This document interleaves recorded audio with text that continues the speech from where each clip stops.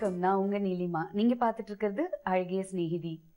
நட்பில் ஓர் நேர்மை, கண்டிப்பில் அவள் ஆசிரியர், இல்லத்தில் அவள் அரசி, அவள்தான் பெண். வாங்க இன்னைக்கு அழகிய சிநேகிதி நிகழ்ச்சிக்கு போலாம். இந்த நிகழ்ச்சியில நாம பார்க்க போறது ஒரு புதுவிதமான ஒரு நாய் பொம்மை. இன்னைக்கு நிகழ்ச்சியில் நம்ம பார்க்க போறது வேர்க்குரு.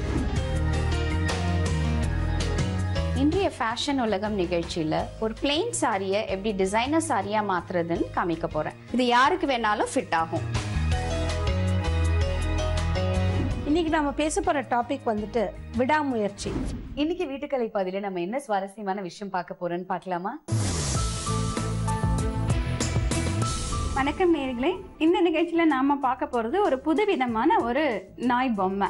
இது வந்து நம்ம சைட்ல கிடையாது. ஸோ ஊட்டி சைட்ல வளரக்கூடிய ஒரு லெசாப்சோன்னக்கூடிய ஒரு வெரைட்டி ஆஃப் டாக். ஃபுல்லா முடி விட்டுட்டு இருக்கும். நீங்க நிறைய பார்த்துருப்பீங்க. கண்ணு கூட விசிபிளா தெரியாத அளவுக்கு இருக்கும்.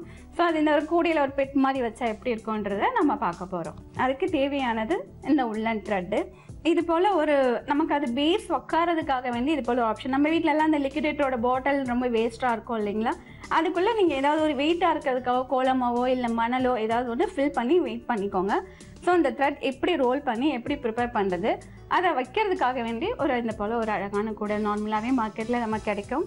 ஸோ அது எப்படி பண்ணுறதுன்னு நான் சொல்கிறேன். ஃபஸ்ட்டு த்ரெட்டை வந்து நம்ம எல்லாம் இப்படி ஒரு 4 சைட் நாட் போட்டு இது இப்படி ஹோல்ட் பண்ணிக்கிற மாதிரி பண்ணிக்கோங்க. ஏன்னா நம்ம இது மேலே தான் நம்ம இதை ப்ரிப்பேர் பண்ண போகிறோம். ஃபஸ்ட்டு இதோட பாடி ப்ரிப்பேர் பண்ணுறதுக்கு இது போல் த்ரெட் எடுத்து இது போல் ஏதாவது ஒரு ஆப்ஜெக்ட் எடுத்துக்கோங்க. நம்மகிட்ட ஒரு பாக்ஸ் இருக்கும், அதில் ஏதாவது ஒன்று இல்லை பழைய கேசட் பாக்ஸ் கூட ஓகேவாகும். இப்படி நம்ம ரோல் பண்ணிக்கணும். இப்படி நீங்கள் தேவையான அளவுக்கு எவ்வளோ ஸ்டஃபிங் வேணுமோ அந்த அளவுக்கு நல்ல பஞ்சாக வர அளவுக்கு நீங்கள் ரோல் பண்ணிக்கிட்டு அழகாக இப்படி நீங்கள் ரிமூவ் பண்ணிக்கலாம். இப்படி ரிமூவ் பண்ணி நான் ஆல்ரெடி இப்போ காட்டி வச்சுருக்கேன் பாருங்கள். ரிமூவ் பண்ணி இது போல் ஒன் சைட் கட் பண்ணிட்டீங்கன்னா உங்களுக்கு நாட் கிடைக்கும். இதுதான் பாடி ஸ்ட்ரக்சர். இதை விட எவ்வளோ அதிகம் வேணும்னாலும் நீங்கள் பண்ணிக்கலாம். இதை நம்ம இது மேலே ஃபஸ்ட்டு ஹோல்ட் பண்ண போகிறோம். நீங்கள் நாட் பண்ணணும் நல்லா டைட்டாக. இந்த 2 சைடு இருக்கிறத நம்ம பண்ணியிருக்கிறத எடுத்து நீங்கள் நாட் பண்ணிக்கோங்க.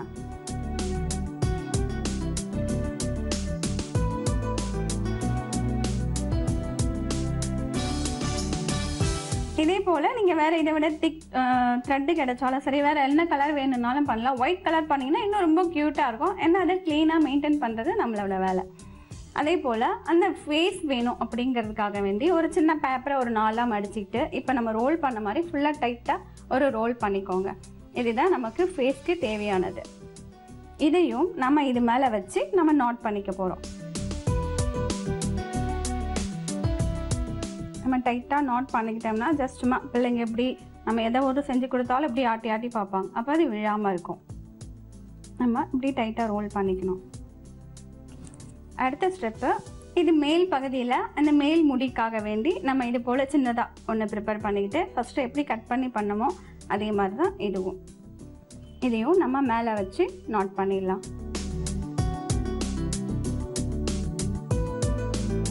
ஸோ இந்த ஃபேஸ்க்கு வேண்டி நம்ம கண்ணு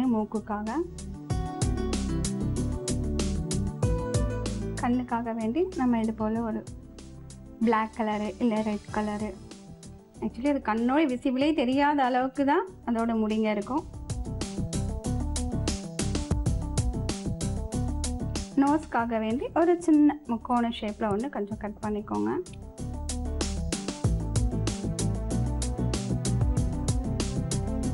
ஸோ நீங்கள் இது போல் ரெடி பண்ணலை இந்த கூடைக்குள்ளே நீங்கள் இப்படி ப்ளேஸ் பண்ணிவிடுங்க. ஸோ இது முடிங்கெல்லாம் வெளியில் தெரிகிற மாதிரி இப்படி நீங்கள் விட்டுடலாம். நீங்கள் எடுக்கும் போது இன்னும் அடர்த்தியாக எடுத்திங்கன்னா கூட இன்னும் ரொம்ப க்யூட்டாக இருக்கும். இது மேலே ஜஸ்ட் ஒரு அழகுக்காகவும் ஒரு கிஃப்ட் மாதிரி இருக்குது அப்படின்னு காட்டுறதுக்காகவும் நீங்கள் இதை ப்ளேஸ் பண்ணிடலாம். இது போல் நீங்கள் பார்பி டால். ஸோ இது வந்து ஒரு கிஃப்டட் மாதிரி இருக்கணும் அப்படிங்கிறதுக்காக உங்களுக்கு நான் அதை நாட் வச்சு காமிச்சிருக்கேன். அதே மாதிரி இந்த கூடையில் மேலே இது மாதிரி ரோஸ் பண்ணலாம். நீங்கள் எவ்வளோ பெருசு வேணும்னாலும் பண்ணலாம். ஸோ உள்ளன் த்ரெட்டு அந்த பேஸ் மட்டும் நீங்கள் ஒரு பெரிய சைஸ் பாட்டில். ஸோ அதுக்காக நிறைய ஒயிட்ல 3 உள்ளன் த்ரெட்ஸ்லாம் இருக்குது. அது பண்ணும்போது இன்னும் ரொம்ப பஃபியாக ரொம்ப பெரிய சைஸில் கூட உங்களுக்கு வரும்.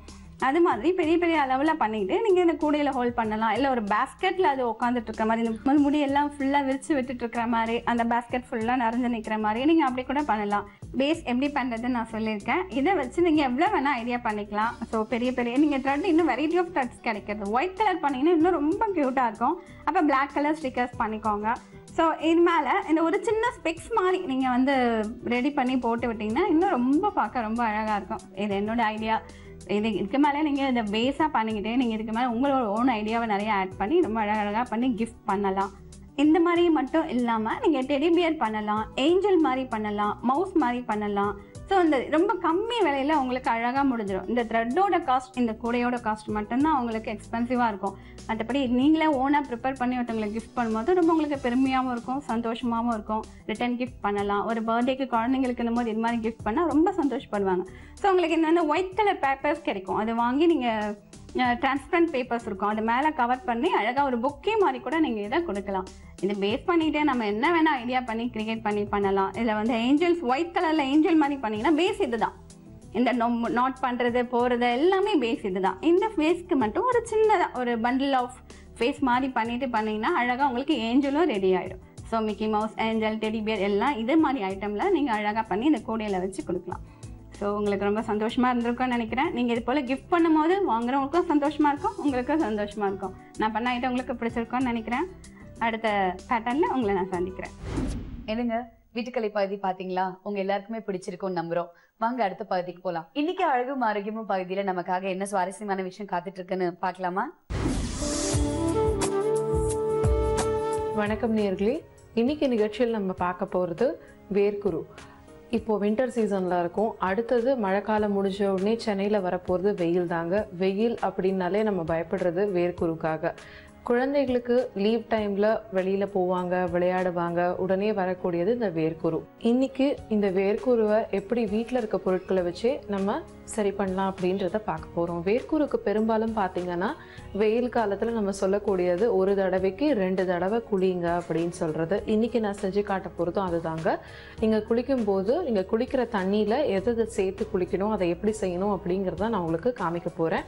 இதை நீங்கள் குழந்தைங்களுக்கும் தாராளமாக பண்ணலாம், முக்கியமாக குழந்தைங்களுக்கு பண்ணலாம். இதுக்கு தேவையான பொருட்கள் என்னென்னு பார்த்தீங்கன்னா, தாமரை பூ எடுத்திருக்கேன், துளசி இலை எடுத்துக்கோங்க, மஞ்சத்தூள் எடுத்திருக்கேன், தேன் எடுத்திருக்கேன், கல் உப்பு எடுத்திருக்கேங்க, கொஞ்சம் தண்ணி எடுத்திருக்கேன். இப்போது இது எப்படி செய்யறதுன்னு பாருங்கள். இந்த தாமரைப்பூ இதழில் இப்படி ஒரு 3லேருந்து 4 இதழ் வரைக்கும் பிரித்து வச்சுக்கோங்க. இப்போது இந்த தாமரைப்பூ இலையை நான் எடுத்து வச்சுருக்கேன். உங்களுக்கு இந்த இதழ் வந்து நீங்கள் வீட்டில் ஃப்ரெஷ்ஷாக வாங்கி இதை பிச்சு அப்போவே யூஸ் பண்ணாலும் சரி, அப்படி இல்லைன்னா உங்களுக்கு கொஞ்சம் வெயிலில் காய விட்டு அதை பொடி பண்ணி வச்சுக்கிட்டிங்கனாலும் சரி. உங்களுக்கு எப்படி டைம் இருக்கோ அதுக்கேற்ற மாதிரி நீங்கள் யூஸ் பண்ணிக்கோங்க. தாமரைப்பூ இதழ் 4 இதழ் எடுத்திருக்கேன்னா, அடுத்தது நான் எடுத்துக்க போகிறது துளசி இலைங்க. துளசி இலை கிடைக்கல எனக்கு அவசரத்துக்குன்னு சொல்கிறவங்க நீங்கள் வேப்ப இலையும் தாராளமாக போட்டுக்கலாம். துளசி இலை எடுத்துக்கோங்க. இது ஒரு 5லேருந்து 10 இலை வரைக்கும் நீங்கள் தாராளமாக எடுத்துக்கலாம். துளசி இலை எடுத்துக்கோங்க. இது வேர்க்குரு வந்ததுக்கு அப்புறம் தான் நீங்கள் ட்ரை பண்ணோம் அப்படின்றது கிடையாது. வெயில் காலம் வரும்போதே டெய்லி நீங்கள் குளிக்கும்போது மார்னிங் 1 டைம், ஈவினிங் 1 டைம் அப்படின்னு நீங்கள் குளிக்கும்போது என்ன ஆகும், இதை சேர்த்து குளிச்சிங்க அப்படின்னா வேர்க்குரு அப்படின்ற பிரச்சனை வராது. ஸோ இப்போ நான் ஃபஸ்ட்டு இந்த தாமரை இதழும் இந்த துளசியும் இதில் போட்டுக்கிறேன். கொஞ்சம் மஞ்சத்தூள் சேர்த்துக்கோங்க.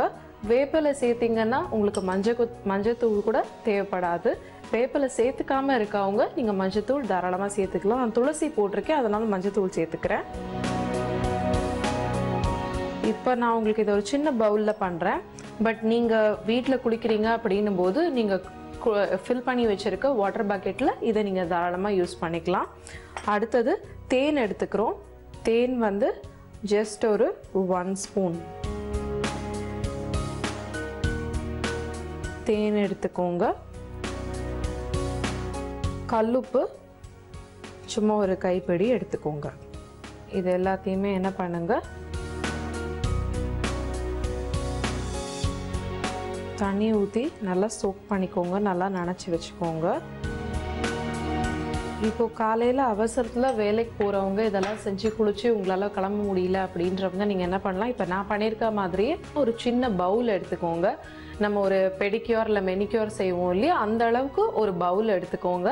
அதில் வாட்டர் போட்டுக்கோங்க. வாட்டர் போட்டுட்டு இந்த இன்க்ரீடியன்ஸ் சொல்லியிருக்கிற இன்க்ரீடியன்ஸ் எல்லாத்தையும் சேர்த்துக்கோங்க.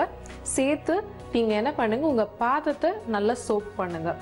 நல்லா சோக் பண்ணிங்க அப்படின்னா இது ஜஸ்ட் ஒரு ஸ்ட்ரெஸ் ரிலீஃப், பாடி பெயின் ரிலீஃபாக கூட உங்களுக்கு இருக்கும். நல்லா சோக் பண்ணி ஒரு 1/2 an hour விட்டுடுங்க.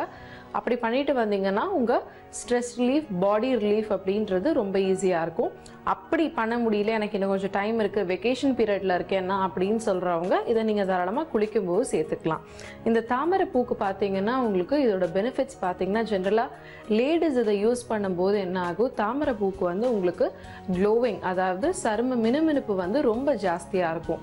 அதுக்கு நீங்கள் என்ன பண்ணலாம், ஒரு தாமரை பூ வாங்கி 4 இதழ் போட்டுட்டோம் மீதி இருக்குது அப்படின்னு சொல்கிறவங்க அதையுமே பிச்சு வச்சு வீட்டில் வெயிலில் காய வச்சு பொடி செஞ்சு அதை டெய்லி நீங்கள் குடிக்கிறதுக்கு முன்னாடி அப்ளை பண்ணிட்டு வந்தீங்க அப்படின்னா அது ஒரு நல்ல ஸ்க்ரப்பிங் ஏஜென்ட்டாக உங்களுக்கு இருக்கும்.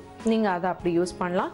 மஞ்சத்தூள் டெய்லியுமே எந்த சீசன்லேயுமேங்க டெய்லியுமே ஒரு சிட்டிக்கை போட்டு குளிச்சிங்க அப்படின்னா ஆன்டிசெப்டிக் அப்படின்றதுனால அது ரொம்பவே நல்லது.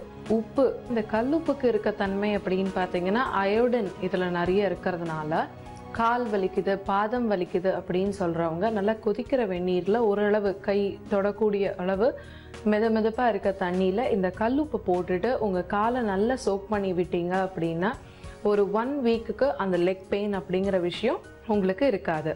இப்போது வீட்டில் இருந்தபடியே எளிமையாக இந்த வேர்க்குருலாம் வராமல் இருக்கிறதுக்கு எப்படி ஒரு செய்முறை பார்க்குறது அப்படின்றத பார்த்துருப்பீங்க. இதுக்கு தேவையான பொருட்கள் என்னென்னு நான் மறுபடியும் சொல்கிறேன் பாருங்கள். இதுக்கு தேவையான பொருட்கள்: தாமரை பூ எடுத்துக்கோங்க, துளசி இலை, மஞ்சத்தூள், தேன், கல்லுப்பு, தண்ணி நான் உங்களுக்கு இப்போதைக்கு ஒரு கிளாஸில் ஸ்டோர் பண்ணி வச்சுருக்கேன். நீங்கள் குளிக்கிறதுக்கு முன்னாடி நீங்கள் குளிக்கிற பக்கெட்லேயே இந்த இன்க்ரீடியன்ஸ் எல்லாம் நீங்கள் நார்மலாக சேர்த்துக்கிட்டீங்க அப்படின்னா உங்களுக்கு வேர்க்குரு, வெயில் காலத்தில் இந்த வேர்க்குரு, வேர்வை துர்நாற்றம் அப்படிங்கிறதெல்லாம் இல்லாமல் இருக்கும். வேர்க்குரு வந்த அப்புறம் தான் இதை பண்ணணுன்றது கிடையாதுங்க, அதுக்கு முன்னாடியே நீங்கள் வெயில் காலத்தில் இதை ஆரம்பிச்சுக்கலாம். இன்றைக்கி நான் சொன்ன குறிப்பு உங்கள் எல்லாருக்கும் பிடிச்சிருக்கும்னு நினைக்கிறேன். மீண்டும் அடுத்த குறிப்போடு நான் உங்களை சந்திக்கிறேன். நன்றி, வணக்கம். என்னங்க, அழகும் ஆரோக்கியமும் பகுதி பாத்தீங்களா? உங்க எல்லாருக்குமே ரொம்பவே பிடிச்சிருக்கும்னு நம்புறோம்.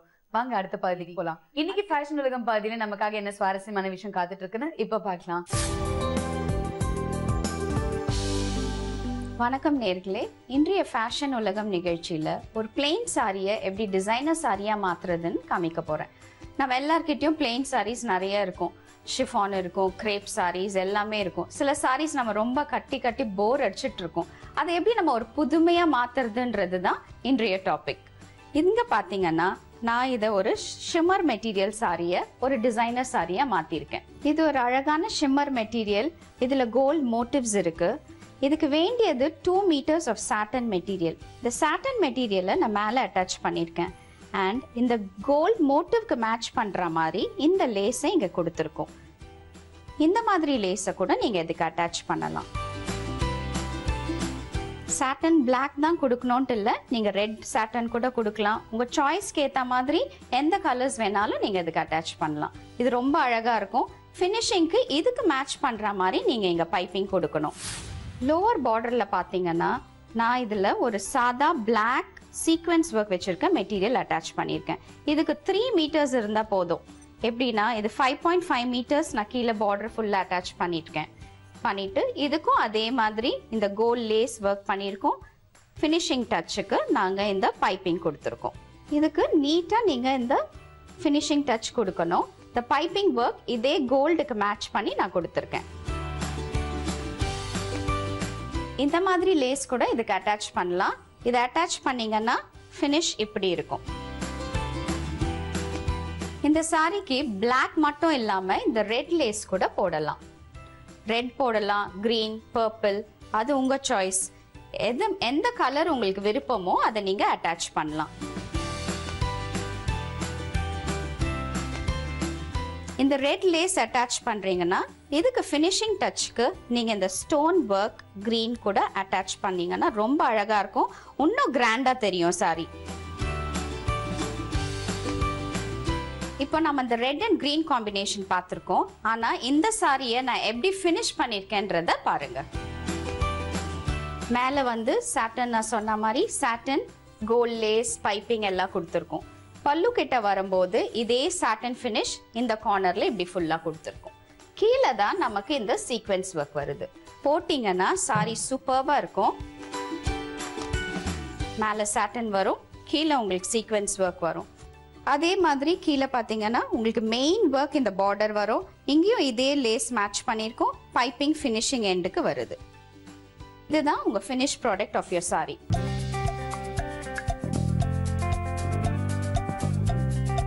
இப்போ இந்த சாரிக்கு ஒரு டிசைனர் பிளவுஸ் எப்படி கிரியேட் பண்ணியிருக்கேன்றத காமிக்கிறேன். இந்த சாரிக்கு மேட்ச் ஆகிற மாதிரி ஒரு டிசைனர் பிளவுஸ் கிரியேட் பண்ணியிருக்கோம். இந்த பிளவுஸோட ஸ்பெஷாலிட்டி பார்த்தீங்கன்னா இதுக்கு நோ பட்டன்ஸ் ஆர் ஹுக்ஸ். இதுக்கு வெறும் ஜிப் ஒரு சைடில் அட்டாச் பண்ணியிருக்கோம். And this is a free size blouse.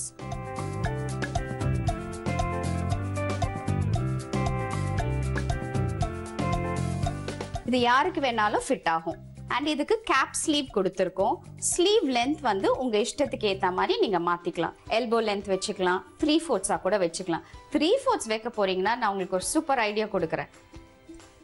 இந்த ஷிம்மர் மெட்டீரியலே எடுத்து 3/4 ஸ்லீவா நீங்க அட்டாச் பண்ணிக்கலாம். பண்ணிட்டு இதுக்கு நீங்க லைனிங் கொடுக்க கூடாது. ஆனா இதே பார்டரை எடுத்து ஃபினிஷிங் டச்சுக்கு கொடுக்கணும்.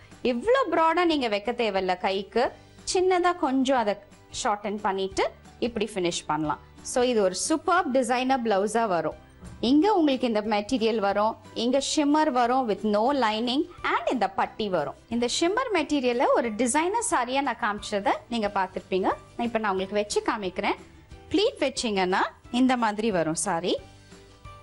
இதுக்கு இன்னொன்று ஐடியாவும் இருக்கு. நீங்க சிங்கிள் ப்ளீட்டா போட போறீங்கன்னா இந்த மெட்டீரியல்ல இன்னும் லென்த்தியா நீங்க உங்க பிளவுஸை தச்சுக்கணும். சேம் ஜிப் வச்சு தச்சுக்கலாம். நான் சொன்ன மாதிரி 3/4 ஸ்லீவ் வச்சும் தச்சுக்கலாம். இது சிங்கிள் ப்ளீட்டா நீங்க கட்ட போறீங்கன்னா இதுக்கு பிளவுஸை இன்னும் கொஞ்சம் லென்த்தியா டாப் மாதிரி தச்சுக்கணும். பட் சேம் திங் நீங்க பண்ணலாம். நான் சொன்ன மாதிரி ஷிஃபான் ஸ்லீவ், இந்த பட்டி எடுத்து இங்க வைக்கிறது. பட் நீங்க டாப் வந்து லென்த்தியா தச்சுக்கிட்டீங்கன்னா நீங்க இப்படி சிங்கிளா போட்டா கூட உங்களுக்கு டிரான்ஸ்பரண்டா இருக்கிறதுனால அசிங்கமா தெரியாது. ரொம்பவும் அழகாவும் எலிகண்டா இருக்கும். எல்லா பார்ட்டிஸ்க்கும் நீங்க இதை போட்டுட்டு போகலாம்.